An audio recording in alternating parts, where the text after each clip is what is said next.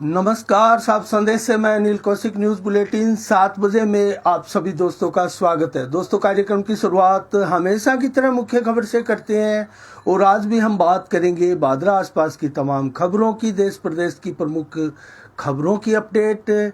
और दोस्तों, आज विशेषकर हम बात करने वाले हैं चूरू लोकसभा के चुनावी टक्कर की। कौन किससे आगे, कौन किस पर भारी, कैसी चल रही है कैंपेन, आज किस किस के कहां कहां कार्यक्रम थे, किसने आज भाजपा ज्वाइन की, किसने भाजपा को छोड़ा। दोस्तों, इन सारी खबरों पर से हम 7 बजे के बुलेटिन में पर्दा उठाते हैं और क्या धमाकेदार रहा यहाँ।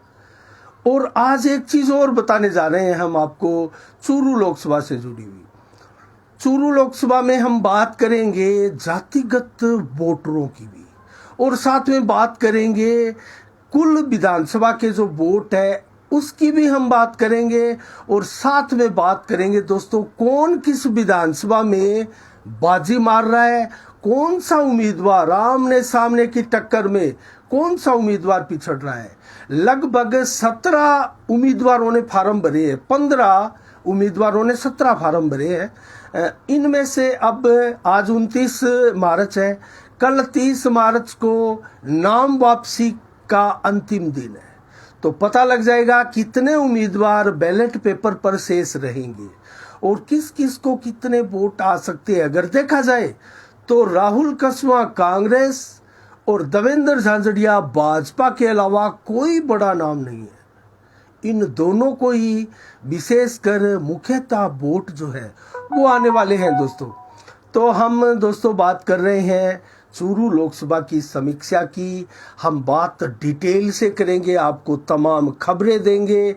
लेकिन सबसे पहले शुरुआत करते हैं दोस्तों, एक छोटी सी खबर मैं बादरा की आपको बता देता हूं। पहले विवेकानंद अस्पताल बादरा का दोस्तों बीकानेर संभाग की सबसे बड़ी स्वास्थ्य संस्थाओं में से एक माना जाता है और उसमें पिछले कई दिनों से लगातार कैंप चल रहे हैं, फ्री कैंप। तो आप भी इसमें भाग ले सकते हैं। विभिन्न चिकित्सक इसमें अपनी सेवाएं प्रदान कर रहे हैं और विशेषकर इसमें सैकड़ों की संख्या में रोजाना लाभान्वित हो रहे हैं लोग। और 31 मार्च तक, अर्थात कल 30 मार्च को और परसों 31 मार्च को भी ये फ्री कैंप में आप लाभान्वित हो सकते हैं। आप अपनी जो है वो अपना ट्रीटमेंट करवा सकते हैं, चेकअप करवा सकते हैं, जांचें कुछ इसमें फ्री है। और विशेषकर डॉक्टर्स ने जो कि ऑर्थो है, डॉक्टर नरेंद्र राजपाल बेनीवाल, उन्होंने तो अपनी ओपीडी तक फ्री कर रखी है। तो हम बात कर रहे हैं दोस्तों विवेकानंद अस्पताल में कैंप की। इस कैंप में विवेकानंद स्वास्थ्य सेवा समिति की तमाम टीम अपनी सेवाएं प्रदान कर रही है और खास कर डॉक्टर नरेंद्र राजपाल बेनीवाल चर्चा का विषय बने हैं दोस्तों बादरा में इस वक्त। और बादरा के बेहतरीन चिकित्सक ये माने जाते हैं, हड्डी एवं जोड़ रोग विशेषज्ञ हैं और बड़ी संख्या में यहाँ इस क्षेत्र में इस विशेषज्ञ की सेवाओं की आवश्यकता भी थी। हालांकि सरकारी अस्पताल में भी है डॉक्टर कुमावत, लेकिन यहाँ आवश्यकता थी दोस्तों ऐसे चिकित्सक की। तो यहाँ शानदार चिकित्सक है डॉक्टर ज्योति ढाका बेनीवाल, ये स्त्री रोग एवं प्रसूति रोग विशेषज्ञ है। इन दोनों की सेवाएं गत बुधवार से विवेकानंद अस्पताल में रेगुलर रूप में प्रारंभ हुई है। इसके बाद में लगातार डॉक्टर नरेंद्र राजपाल बेनीवाल ने अपनी ओपीडी फ्री रखी हुई है और लोगों की सेवाएं कर रहे हैं। तो इसमें हालांकि संस्था में दंत रोग विशेषज्ञ की सेवाएं भी नियमित हो चुकी है और डॉक्टर महावीर जाखड़ जो कि लगातार अपनी सेवाएं इस संस्था को प्रदान कर रहे हैं। डॉक्टर आनंद गौड़ फिजियोथेरेपिस्ट है, इनकी सेवाएं भी संस्था में लगातार चल रही है दोस्तों। अब हम बात करेंगे उसी विषय पर। हम आते हैं, लगभग चूरू लोकसभा में 17 उम्मीदवारों के फॉर्म आ चुके हैं। हालांकि कांग्रेस बीजेपी ने 2-2 फॉर्म यहाँ दिए हैं, राहुल कसवा ने भी 2 फॉर्म भरे हैं और देवेंद्र झाझड़िया ने। तो कुल मिला के अगर देखा जाए निर्दलियों की भरमार है। बसपा से भी दईराम ने अपना नामांकन दाखिल किया है दोस्तों, लेकिन दईराम कोई बहुत बड़ा चर्चित नाम नहीं है। तो बसपा से पहले यहाँ चर्चा थी मनोज न्यांगड़ी की उसके बाद में चर्चा आई शीला शेखावत की, लेकिन किसी ने भी अपना नामांकन नहीं भरा। और यहाँ चूरू जिले में ये राजस्थान की सबसे हॉट सीट है, मैं ये बता देता हूँ आपको। और इस हॉट सीट से आमने सामने की टक्कर है। दोनों ही पार्टियों ने अपना पूरा लाव लश्कर इस लोकसभा में झोंक दिया है। तो क्या रहेगा परिणाम, ये तो 4 जून को पता लगेगा जब मतगणना होगी। लेकिन 19 अप्रैल को वोटिंग है दोस्तों। इस वोटिंग में क्या होगा, वोटिंग का रिकॉर्ड भी प्रतिशत के रूप में हम आपको बताएंगे। पिछला अगर 2019 का चुनाव हम देखें तो 65% से अधिक वोटिंग हुई थी और 20 लाख वोट थे उस समय। लेकिन इस बार 22 लाख से अधिक वोट है और वोटिंग प्रतिशत संभवतः बढ़नी चाहिए इस बार। अगर इस बार 70% वोटिंग होती है तो यहां आप अंदाजा लगा सकते हैं 22 लाख में 70% वोटिंग होगी तो कौन कितना यहां दमदार साबित हो सकता है। अगर हम बात करें, पहले मैं आपको बता देता हूं नौर बादरा में वोट कितने हैं पूरे 8 विधानसभा में। नौर में 2,82,000 वोट है दोस्तों जो अब पोलिंग होंगे। और बादरा की बात करें 2,76,000 वोट है। तारानगर की बात करें 2,62,000 वोट है। अगर सादुलपुर की राजगढ़ की बात करें 2,49,000 वोट है। और चूरू की बात करें तो 2,57,000 वोट है। सरदार शहर की बात करें तो सर्वाधिक 3,06,000 वोट है। सुजानगढ़ की बात करें तो नंबर 2 पर 2,92,000 वोट है।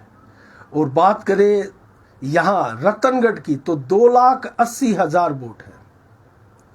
तो यहाँ वोट आपने देखे और लगभग ये 22,04,000 के करीब ये वोट बैठते हैं टोटल लोकसभा में, जो कि अब हम आपको बताएंगे डिटेल से। दोस्तों जातिगत कार्ड भी यहाँ खेला जा रहा है, कितना प्रभावी है या नहीं है। उससे पहले हम बात करेंगे आज के कार्यक्रम की, इन नेताओं के। बात करते हैं राहुल कस्वां से, कांग्रेस के उम्मीदवार राहुल कस्वां आज नेठाणा, करणपुरा, बरवाणा, खचवाड़ा, गोगामेडी, रामगढ़ आदि इस बेल्ट में अपना धुआंधार ताबड़तोड़ जनसंपर्क अभियान, नुक्कड़ सभाएं करते हुए देखे गए। और नेठाणा गांव में उनके संबोधन का वीडियो हमारे चैनल पर भी आज देख सकते हैं, चाहे यूट्यूब चैनल हो, फेसबुक चैनल हो। अगर कल की बात करें तो कल 30 मार्च को राहुल कस्वां का रतनगढ़ विधानसभा में सघन दौरा है। रतनगढ़ विधानसभा में रहेंगे राहुल कस्वां।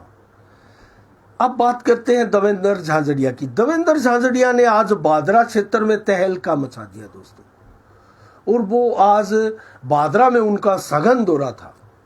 और बादरा की अगर बात करें तो बादरा कस्बे से प्रारंभ किया देवेंद्र झाझड़िया ने। कृष्ण बलदेव शर्मा, गुड्डू शर्मा, आपको याद होगा लंबे समय से पिछले विधानसभा चुनाव में भी और उसके बाद भी दोस्तों लगातार बलवान पूनिया के खेमे में रहा ये परिवार। अच्छा खासा योगदान दिया, पार्षद भी इनके घर से आता है, तो सारा फायदा बलवान पूनिया को दिया। अब इन्होंने भाजपा ज्वाइन कर लिया। आज देवेंद्र झाझड़िया, राजेंद्र राठौड़ इनके घर आए, शानदार प्रोग्राम था, बड़ी संख्या में भीड़ थी, बहुत से अनेक लोगों ने आज यहाँ पार्टी ज्वाइन की। डॉक्टर बलवान वर्मा, जिसको भी कॉमरेड बलवान पूनिया का माना जाता था, आज वो भी बिरानी में जब राजेंद्र जलंधरा परिवार भाजपा ज्वाइन कर रहा था तो उस मंच पर दिखाई दिए और वहां मंच संचालन भी कर रहे थे और भाजपा का दुपट्टा पहने हुए दिखाई दिए। तो यहाँ बिरानी गांव में भी जबरदस्त कार्यक्रम था, जबरदस्त, सैकड़ों की संख्या में लोगों ने यहाँ भाजपा ज्वाइन की। रामनिवास जलंधरा बिरानी के सरपंच है, उनके पिता राजेंद्र जलंधरा जिन्होंने विधानसभा का चुनाव भी लड़ा, अच्छे खासे वोट लिए, नंबर 3 पर रहे, लेकिन उनका देहांत हो गया था पिछले दिनों। उसके बाद में रामनिवास जलंधरा एक प्रकार से पिता के निधन के बाद अकेला महसूस कर रहे थे, लेकिन राजनीतिक परिवार है, यहाँ सबलता प्रदान की राजेंद्र राठौड़ ने। सर पर हाथ रखा, कंधे पर हाथ रखा और कहा कि आप जब बुलाओगे हम आएंगे, आपके सारे काम हम करवाएंगे, आप मजबूती के साथ डटे रहो। तो इस कार्यक्रम में दोस्तों जबरदस्त उत्साह देखा गया इस कार्यक्रम में। और उसके बाद की बात करें तो अजीतपुरा में भी आज एक बड़ा धमाका हुआ। अजीतपुरा में राजदेव सिंह राठौड़ परिवार जो लंबे समय से संजीव बेनीवाल से खफा थे और विधानसभा चुनाव में पीछे वो बलवान पूनिया के साथ कंधे से कंधा मिलाकर उनके साथ रहे, लेकिन यहां भी बलवान पूनिया को करारा झटका लगा और ये पूरी की पूरी पंचायत इनके एक प्रकार से प्रभाव क्षेत्र वाली मानी जाती है। सैकड़ों की संख्या में यहां भी भाजपा ज्वाइन करने वालों की भीड़ थी। राजेंद्र राठौड़ का यहाँ मुख्य संबोधन रहा, देवेंद्र झांझड़िया का भी शानदार संबोधन रहा, यहाँ अनेक नेता भाजपा के पहुंचे। तो ये धमाके रहे। और इसके बाद में एक और बड़ा धमाका सेरडा ग्राम पंचायत में हुआ दोस्तों। दयानंद बेरवाल जो हाल ही में अभी भाजपा में शामिल हुए थे, उनका शानदार अथक प्रयास, जबरदस्त भीड़ और पैदल मार्च निकाला गया सेरडा से और पूरा सेरडा जैसे भाजपा में ही हो गया है। मोदी मोदी के नारे लगे और यहाँ दयानंद बेरवाल ने भी अपना दम दिखाया दोस्तों। संजीव बेनीवाल भी यहाँ, उनका भी अच्छा खासा प्रभाव सेरडा गांव में है। तो ये आज धमाके हुए। और इसके अलावा अगर बात करें तो दोस्तों डाबड़ी, सेरडा, बानगढ़, गडड़ा, सूरतपुरा, जोगीवाड़ा, भांगवा, डोबी आदि गांवों में भाजपा का ताबड़तोड़ सघन अभियान सभाएं आज रही देवेंद्र झांझड़िया आदि सभी नेताओं की। अगर कल की बात करें तो कल 30 मार्च को बादरा का सघन दौरा रहेगा देवेंद्र झांझड़िया का और भाजपा नेताओं का। आला कमान ने यहाँ बड़े बड़े नेता भेज रखे हैं, उनका दौरा होगा उत्तरादावास, मोटसरा, बनाई, अनूपसैर, भाड़ी, अलाइला, किराड़ा, बड़ा कलाना, रसलाना, जटान, घेऊ और कणाऊ कुंजी, मलसीसर। ये दौरे काल बादरा क्षेत्र में रहेंगे देवेंद्र झांझड़िया की। तो अब हम बात करेंगे दोस्तों, बादरा क्षेत्र में लगातार माकपा को और कांग्रेस को झटके पे झटका लग रहा है, क्योंकि बड़ी संख्या में माकपा और कांग्रेस छोड़कर भाजपा ज्वाइन करने वालों की जैसे बाढ़ सी आ चुकी है और कांग्रेस में से पलायन रुकने का नाम नहीं ले रहा दोस्तों। क्योंकि कांग्रेस तो पहले ही समाप्त हो चुकी थी, कामरेड में तब्दील हो चुकी थी। अब ये सारा का सारा नुकसान जो हो रहा है वो कामरेड बलवान पूनिया का कमजोर होकर हो रहा है। तो कामरेड बलवान पूनिया कमजोर हो रहे हैं। अब मैं विधानसभा बार भी आपको बताऊंगा किसको कैसे झटका लग सकता है। उससे पहले मैं आपको कुछ वोट बता देता हूं। जातिगत आधार की बात करें तो 2011 की जनगणना के बाद में ऐसा कोई पुख्ता आंकड़ा नहीं है और जो आंकड़ा है वो उसका आइडिया आप भी लगा सकते हैं उनकी जन्म दर और उनकी बढ़ती हुई आबादी के आधार पर, क्योंकि उसके बाद में जनगणना हुई नहीं 2011 के बाद में। और 2011 के इस जनगणना को आधार माने तो एससी के वोट जो है चूरू लोकसभा में 4,48,154 थे एससी के वोट, एसटी के वोट 12,058 थे। एसटी के वोट 22.3% थे 2011 में और एसटी के वोट, और ये मिलाकर अगर अब का वर्तमान लेटेस्ट आंकड़ा अगर करें तो 5 लाख प्लस है एससी एसटी के वोट।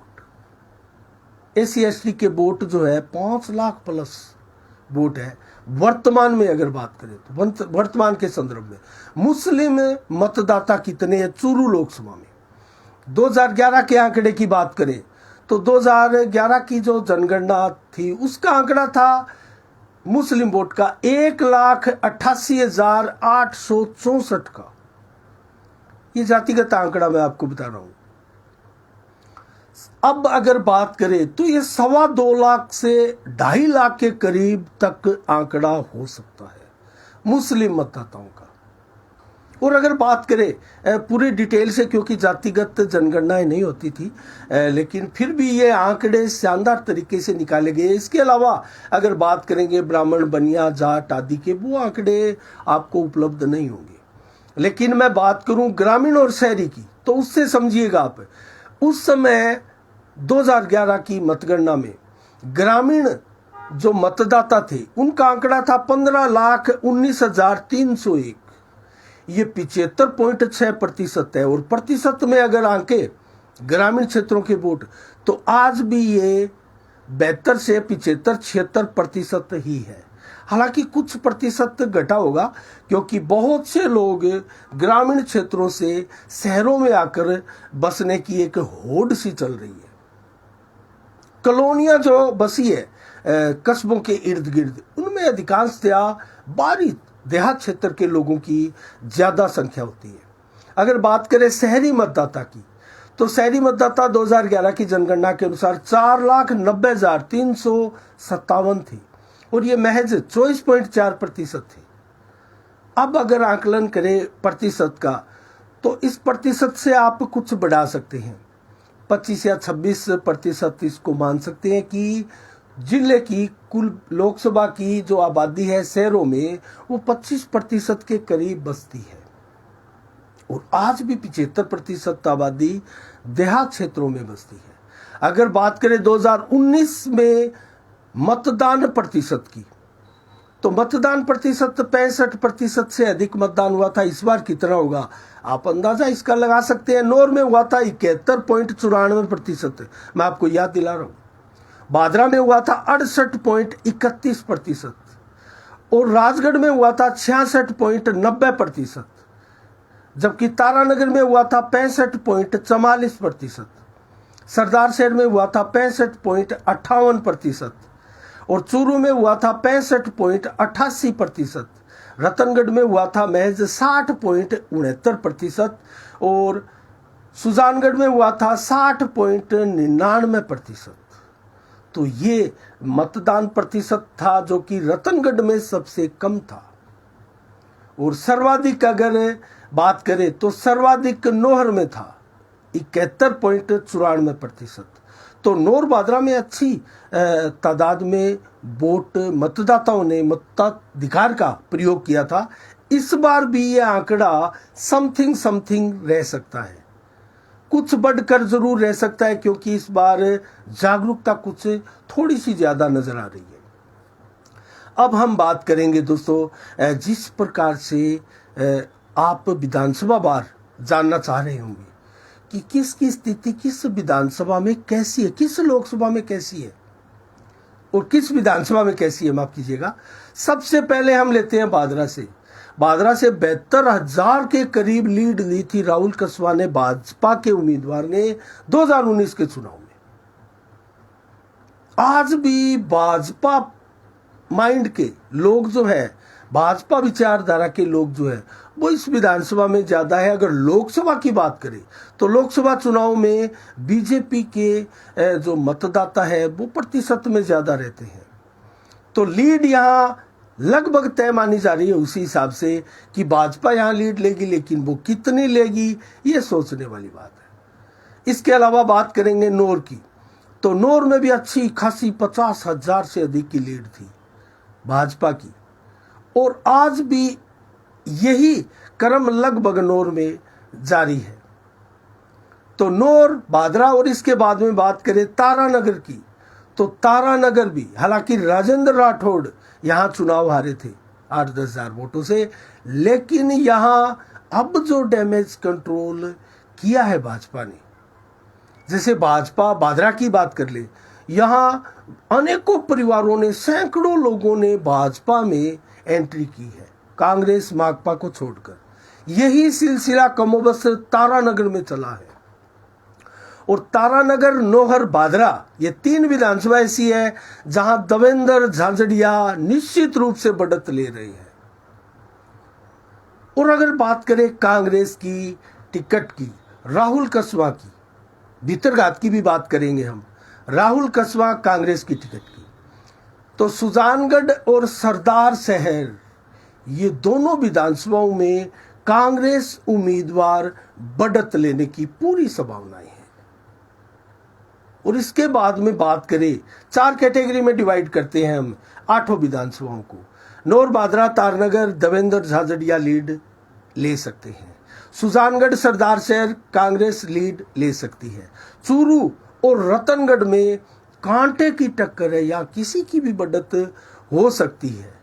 लेकिन यहाँ निरंतर सुधार जिस उम्मीदवार में आ रहा है वो है देवेंद्र झाझड़िया, क्योंकि जिस वक्त उनको टिकट मिली थी टक्कर में माने जा रहे थे। प्रारंभ में राहुल कसवा बढ़त बनाए हुए थे, लेकिन उसके बाद में निरंतर आगे बढ़ रहे पीएम मोदी के उम्मीदवार ने हर विधानसभा में जबरदस्त एंट्री दिखाई है और अपने सादगी भरे भाषण शैली से देवेंद्र झाझड़िया ने लोगों के दिलों में जगह बनाई है। यही कारण है कि पीएम नरेंद्र मोदी का ये उम्मीदवार दिन प्रतिदिन सुधार में जा रहा है। तो रतनगढ़ में जरूर चांसेस है कि भाजपा यहां बढ़त बना सकती है, लेकिन चूरू में सस्पेंस है, कांटे की टक्कर हम मानकर चलते हैं। अगर बात करें राजगढ़ विधानसभा की, सादुलपुर विधानसभा की, तो यहां उठा पटक और भीतर घात का भारी असमंजस सा दिखाई दे रहा है। राजगढ़ विधानसभा में भीतर घात दोनों ही उम्मीदवारों को हो सकता है। और अगर ऑल ओवर बात करें 8 विधानसभाओं में, तो भीतर घात जातिगत कार्ड खेला जा रहा है, पूरे विधानसभा में चल रहा है, हर विधानसभा में नजर आ रहा है जातिगत कार्ड। लेकिन आश्चर्य की बात है, दोनों ही उम्मीदवार जो प्रमुख टक्कर में है वो जाट वर्ग से है, और इसीलिए ये कहीं कमजोर कहीं थोड़ा अधिक दिखाई दे रहा है।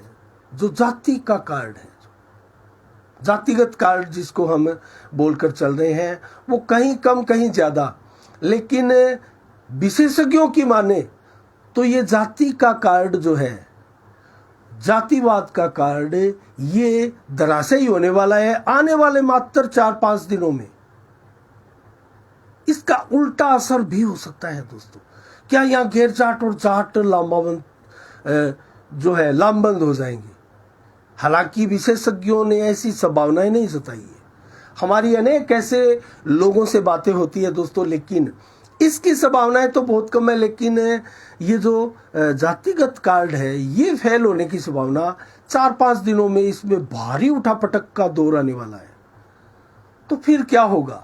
क्या सीधी कांग्रेस भाजपा की टक्कर उभर कर आएगी? अगर ऐसी आती है तो पीएम नरेंद्र मोदी के उम्मीदवार को हराना यहां टेढ़ी खीर होगा दोस्तों।